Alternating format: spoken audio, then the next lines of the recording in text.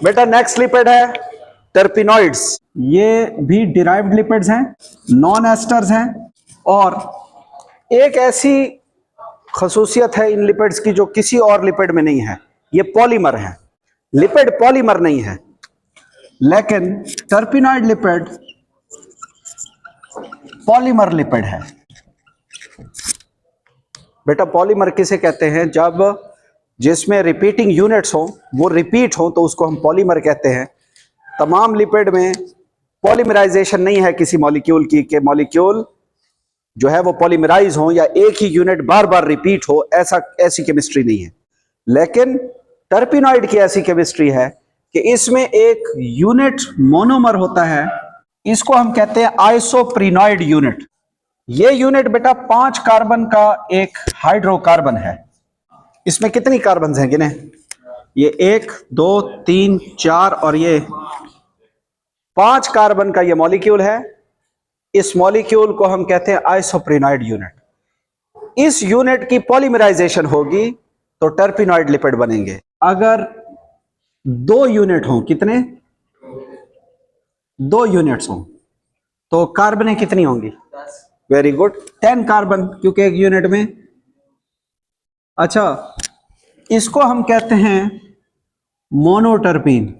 10 carbon का मोनोटर्पीन है। 2 आइसोप्रीनाइड unit से वैसे डाई होता, लेकिन टर्पीन जो बनता है वो 2 आइसोप्रीनाइड यूनिट से एक टर्पीन यूनिट बनता है, एक टर्पीन। तो उसको हम कहते हैं मोनोटर्पीन। क्या कहते हैं? मोनोटर्पीन। अब आगे आपने बताते जाना है। अगर 4 यूनिट्स हों, कार्बनें कितनी होंगी? 20 कार्बन। तो ये हो जाएगा डाइटर्पीन। क्या हो जाएगा? डाइटर्पीन।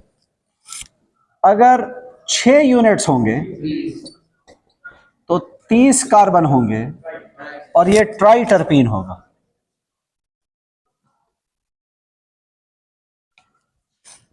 और अगर 8 यूनिट्स होंगे तो 40 कार्बन होंगी और ये टेट्राटर्पीन्स होंगे। देखें, टर्पिनॉइड कुछ मोनोटर्पीन की फॉर्म में होंगे, कुछ डाइटर्पीन की फॉर्म में होंगे, कुछ ट्राइटर्पीन की फॉर्म में होंगे और कुछ टेट्राटर्पीन की फॉर्म में होते हैं। तो ये मुख्तलिफ पॉलीमराइजेशन से मुख्तलिफ किस्म के टर्पिनॉइड्स बनते हैं। जो एग्जाम्पल आपके कोर्स में है कैरोटीनॉइड पिगमेंट्स की, जैसे बीटा कैरोटीन है, रेड कलर का पिगमेंट है। गाजर में देखें, जो गाजर का कैसा कलर होता है? कैरेट्स। तो कैरोटीनॉइड इसलिए कैरेट से सबसे पहले ये जब आइडेंटिफाई हुए कैरेट्स में। तो इसी तरह एक और कैरोटीनॉइड है ज़ेंथोफिल, मशहूर, जो आप पढ़ते हैं। ये भी क्लोरोप्लास्ट में होता है। ये येलो कलर का पिगमेंट है। तो ग्रीन के अलावा जो पिगमेंट्स हैं कैरोटीनॉइड, ये असल में टेट्राटर्पीन्स हैं। क्या है? टेट्राटर्पीन्स हैं। तो इनकी भी एग्जांपल हैं, लेकिन वो आपके कोर्स का हिस्सा नहीं है। जैसे मोनोटर्पीन, मेंथोल मोनोटर्पीन है। ये प्लांट के प्रोडक्ट्स हैं तकरीबन। मेंथोल जानते हैं? पुदीने में भी होता है। ये जो सांस आपकी ठंडी हो जाती है, कैंडीज वगैरह में भी आजकल फिर ये मेंथोल है, और साबुनों में भी वो कहते हैं मेंथोल है। बात समझे? टूथपेस्ट में भी मेंथोल है। तो मेंथोल मोनोटर्पीन है। इसके अलावा जो लास्ट लिपिड की टाइप है प्रोस्टाग्लैंडिन्स, ये भी क्या है? डिराइव्ड लिपिड्स है। ये भी एस्टर नहीं है, नॉन एस्टर है। अब ये बनते किस चीज से? They are derived from a fatty acid, arachidonic acid.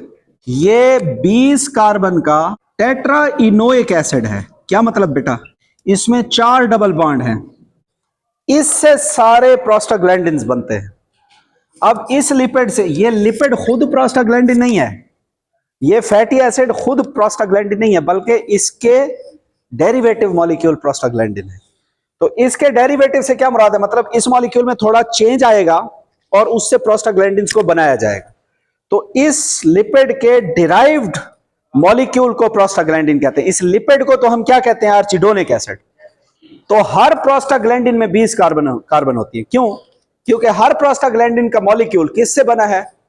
20 carbon के फैटी एसिड से बना है। और इस फैटी एसिड की में चेंज कौन सा आता है जिससे प्रोस्टाग्लैंडिन मुख्तलिफ किस्म के बनते हैं, फिर उसके फंक्शन पे आते हैं। फैटी एसिड पर COOH ग्रुप होता है। अगर बुक ने इसका स्ट्रक्चर शो नहीं किया, एक ही स्ट्रक्चर शो करूं, वो लाजमी आपने इसको याद रखना है। फैटी एसिड में फैटी एसिड का फार्मूला क्या होता है?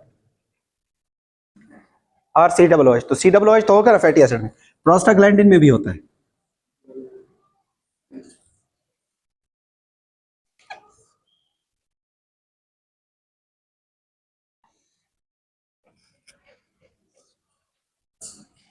ये वाली रिंग एक साइक्लोपेंटेन रिंग है, इसको केमिस्ट्री में क्या कहते हैं? ये साइक्लोपेंटेन रिंग फैटी एसिड में नहीं होती, लेकिन प्रोस्टाग्लैंडिन में।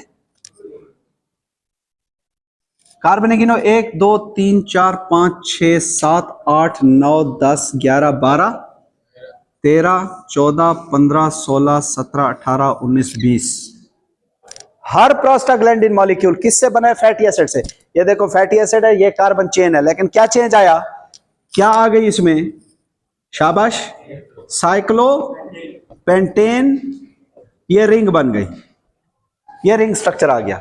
और प्रोस्टाग्लैंडिन 20 कार्बन के मॉलिक्यूल्स हैं जिसमें कंटेनिंग साइक्लोपेंटेन रिंग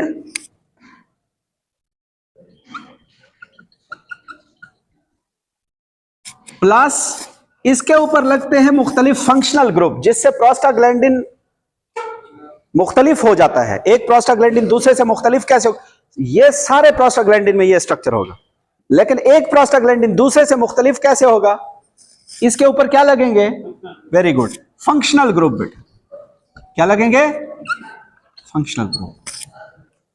समझे? डिफरेंट टाइप्स ऑफ प्रोस्टाग्लैंडिन्स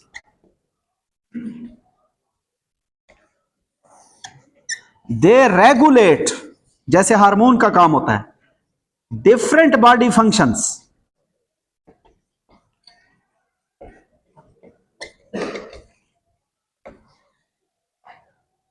जैसे आपकी रिप्रोडक्शन में बहुत सारे प्रोस्टाग्लैंडिन्स हैं का रोल है रिप्रोडक्टिव सिस्टम में, स्पर्म मोटिलिटी के लिए, और बहुत सारे फंक्शंस हैं जो प्रोस्टाग्लैंडिन परफॉर्म करती है। फीमेल रिप्रोडक्टिव ट्रैक्ट में प्रोस्टाग्लैंडिन मुख्तलिफ फंक्शंस परफॉर्म करते हैं। प्रोस्टाग्लैंडिन बर्थ प्रोसेस इसमें इन्वॉल्व है। प्रोस्टाग्लैंडिन बॉडी टेम्परेचर में इनका रोल है। ये जो आपको फीवर होता है, पायरेक्सिया, इसमें आपका कोर बॉडी टेम्परेचर इंक्रीज हो जाता है एक प्रोस्टाग्लैंडिन की वजह से, PGE2 उसको कहते हैं। बस वो आपको फीवर क्रिएट करती है, आपके हाइपोथैलेमस में पाई जाती है प्रोस्टाग्लैंडिन। समझे? ये कोई एक ग्लैंड नहीं बनाता प्रोस्टाग्लैंडिन, बल्कि prostaglandins are produced by many body tissue. एक हार्मोन कौन बनाता है बेटा? Endocrine gland. जो हार्मोन होगा वो कौन बनाएगा? लेकिन these prostaglandins are produced by many body tissues and they regulate different processes. ये ऐसे हैं जैसे केमिकल मैसेंजर होते हैं। बात समझे? प्रोस्टाग्लैंडिन असल में क्या है? केमिकल मैसेंजर की तरह है, हार्मोन्स की तरह का फंक्शन है।